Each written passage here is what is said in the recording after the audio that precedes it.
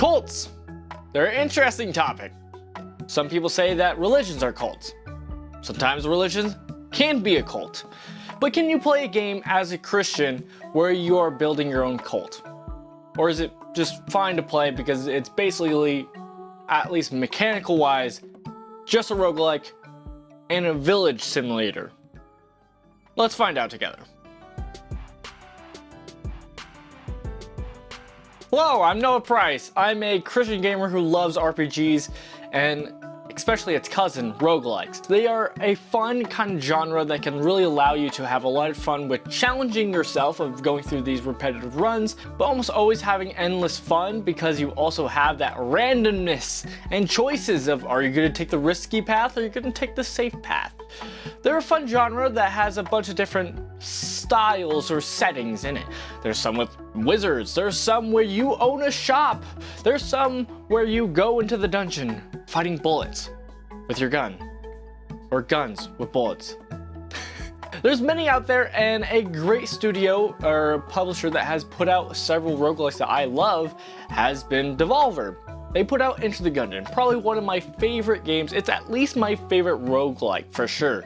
And just recently, they helped publish a game called Cult of the Lamb. Already looking at it, you can see the charm of it's definitely within the housing of Devolver. The same kind of quality that they put out. And so it's definitely one that's gotten a lot of people's attention. Whatever your situation is, if you're just somebody like me who loves the studio who puts out great games, this indie studio, and love roguelikes yourself who wants to play them, or if you're somebody as a Christian just in general who are kind of worried of like, should somebody I know be playing this? I don't know about that. Let's go talk about it. Let's talk about it. So right off the bat, what I like to do is, well, play the game. Sometimes, I guess. Or some games in the series, I guess. Basically, I think it's important to at least get an idea of looking at what the game actually provides instead of just seeing what we saw and be like, I don't know about that. That could be this or that. It's like, let's get a little bit hands-on with it. So, instead of just paying money because I'm broke, let's jump into the demo and see what we got there. We literally start off as being a lamb led to the slaughter. I would say get it like Jesus, but I mean, sacrificing lambs were pretty common, so yeah. I'm a little worried about the gameplay I bring because I'm playing this with my keyboard and I'm not really proficient at that. Controllers are kind of my default. As we kneel at the altar, we clearly see the big baddies we're going to have to face during this game.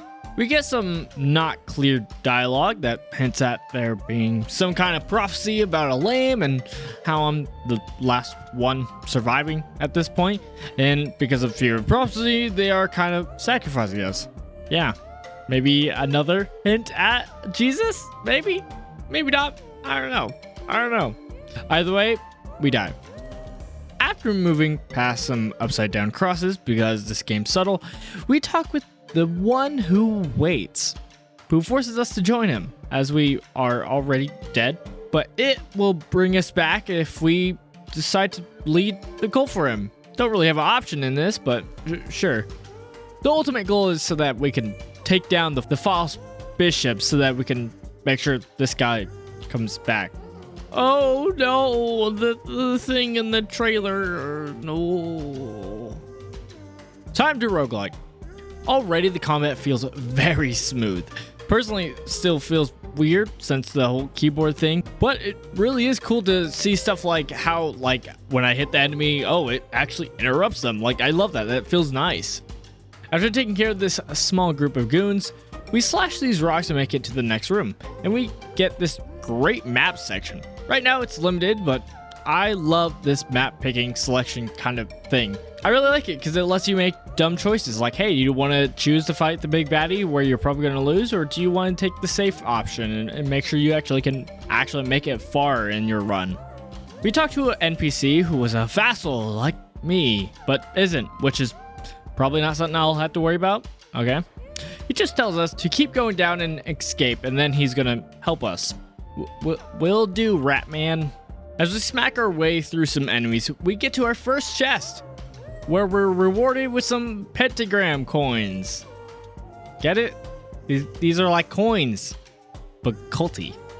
We fight some worm dudes and got into a fight with some bats. So far, the enemies have been the standard low-level stuff, which isn't bad, but I am curious as to like what kind of enemies they're going to be sending into this game, and also I'm kind of curious about the sizes for these rooms, because so far it's starting to feel pretty cramped, which isn't a bad thing, but just curious.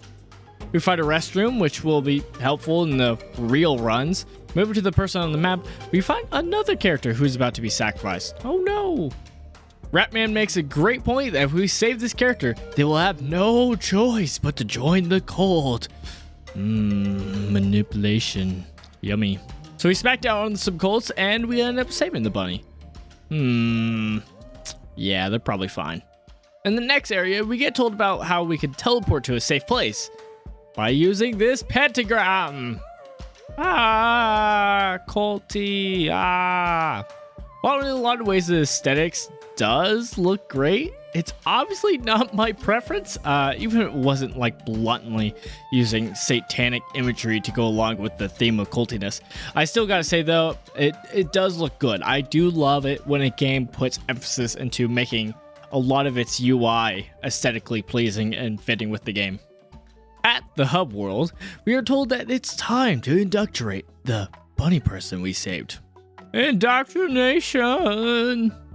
I do like that we get to do some like small aesthetics changes for the character, for our followers and stuff like that, and how even though we get to change how they look, it doesn't let us change the actual traits, so we actually get stuck with those, which is fun. This one looks to be stuck with coprophilic and terrified of death. I mean, who isn't? The Jesus followers, that's who. Yeah, got it. Join me! Now, I guess we tell them what to do with getting supplies, aka the village sim part of this game. We are told to make some food so that our follower won't just die, which makes sense. So after helping our follower collect lumber and collecting stone, we were able to make the cooking fire. Work, follower! Work, I command thee! With the cooking fire made, I said made, we can actually feed our followers. So let's start making our followers a basic berry bowl. Snagging all the berries we needed, we were able to make the meal. Oh, I guess it's going to be on the ground. Okay, good. He got it. We are told that we should build a shrine, and in order to do that, we need money, which can be found in the lands of the old faith, which is the rogueliting area where we were before. Our other goal, as I mentioned before, is defeating the 4 bishops, who I guess are keeping the one who waits chained up. So yeah, I guess we'll try to do that. Convert followers by force. What? No! Get out of here, Ratatouille! Well, off the roguelike. So we have to actually pick which door we are going into, and each door unlocks behind how many followers you got. In a lot of ways, this game like really does make me think of Moonlighter, if it was that, but culty. Hey, we can die now. Cool. We have 2 different items, a sword that makes our damage and speed better, and a weird spell dealing with Ichor. I honestly thought we had to make a choice between the 2, but we actually get both. Cool. Oh, so it makes the enemies poison. That's great to know. After losing half a heart and defeating a mob, we got some coins. And then in the next room, I struggled a little bit against some cultists. Whoops. Finishing the room at only 1 heart. I'm a gamer, I swear. It's fine. I get a pity heart back though, so, you know, I'm surviving. We're making this work. After some more bets, we found our first shop. Well, that's what I was expecting. Instead, more culty stuff. Well, not even culty, just more cosmology shenanigans. Basically, they are the standard passive boons that you can pick up during your runs on roguelikes that don't carry over to other runs, but you can pick up per run. It's random, it's fun, and possibly very powerful. And in this game, they're tarot cards. Yay! After another room of the same enemies, we made it to what I thought was the rest area earlier, but instead it actually turns out it's just actually the end of the path that we picked. Now this is when the roguelike fun really starts. I mean, getting a bunch of random items I do love a lot. But this is like the second part, is getting to actually choose our paths. I love it. Decided to go here since I believe the skull and bones means a mini boss, which is some good risk reward. Oh, looks like I'm wrong. Instead, it means that in this section, I'll get twice the gold, but I'm gonna have to deal with enemies dropping poison when they die.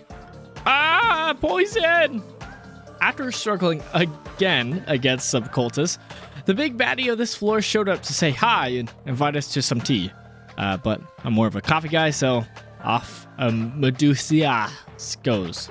That's how you say it. At the end of this section, we actually get a decision between which blade we want. I obviously go for the Halo crit machine since critting is just so much fun. Also, we found another tarot card owner, which will help with restoring the health I keep easily losing. Hey look, we have a little start now. Neat. Now let's see if we can make it to the first big baddie.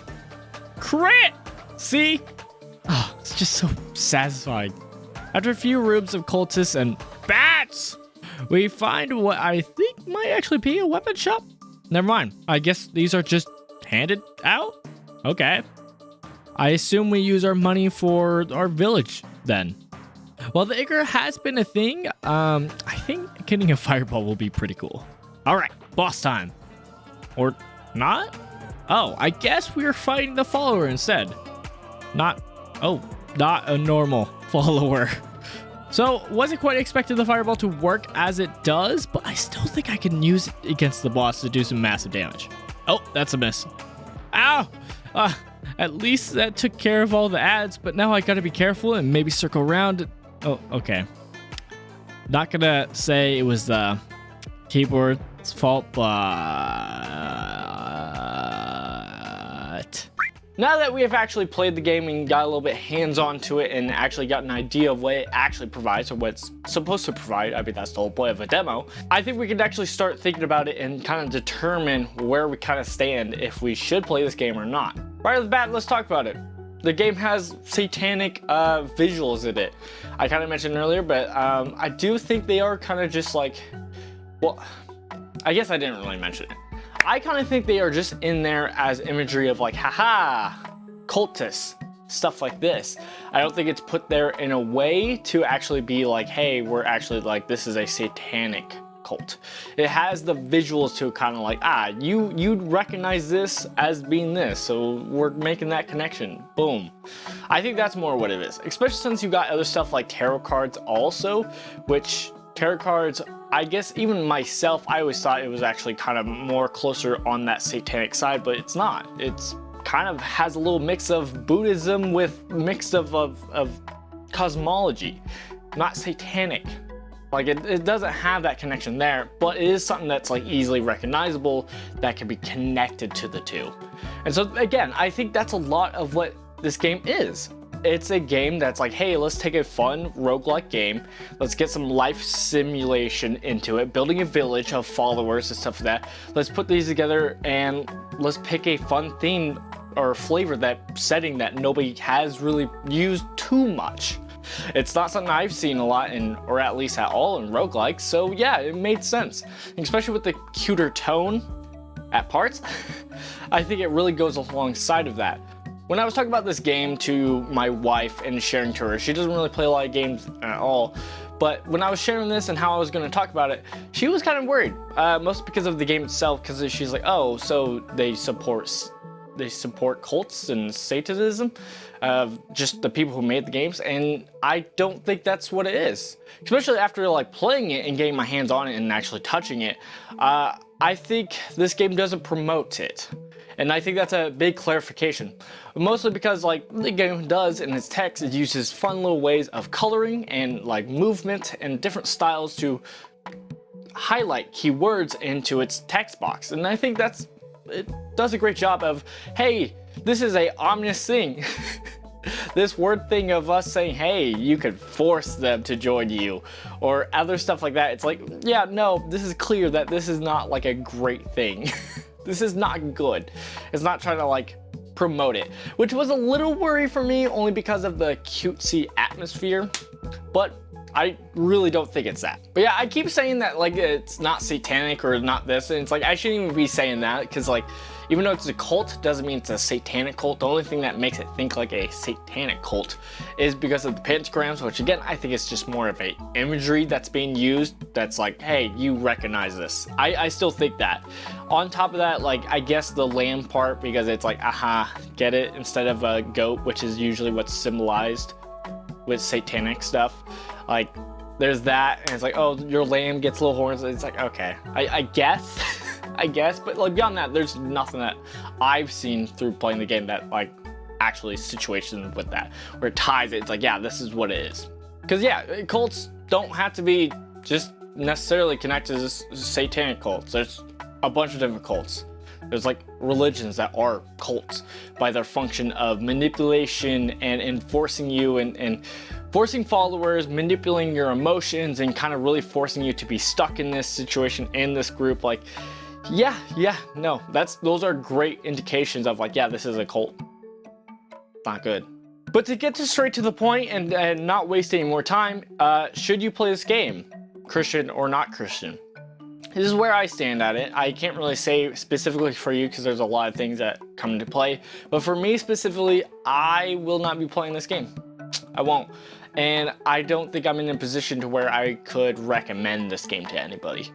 And it's a bummer. You know why? Because this is a great game. I could tell already just by touching it and playing it. And even when I saw it, the mechanics in it seems like it's a very fun roguelike. So yeah, it hurts because it's like, this is a really good game, but I can't play it. I'm not going to. I think it's one of those where it's like, yeah, it's sad, but also like, don't fret. We live in an age where there's countless of different games. So like, don't worry.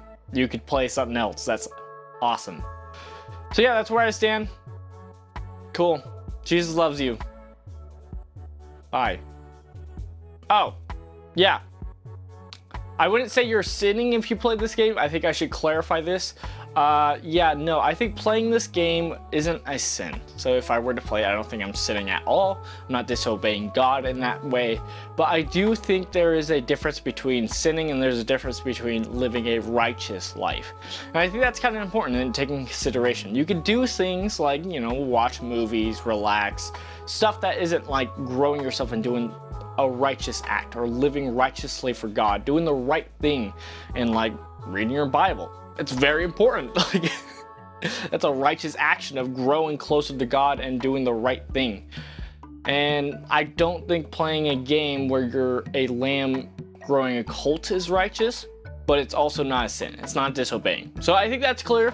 I think that's important. That should be mentioned. Okay, now bye.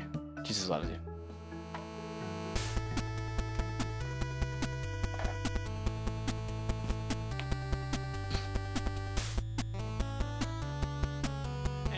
Even with the second life, we only barely survived with 3 life. And then what little hope I had vanished when I got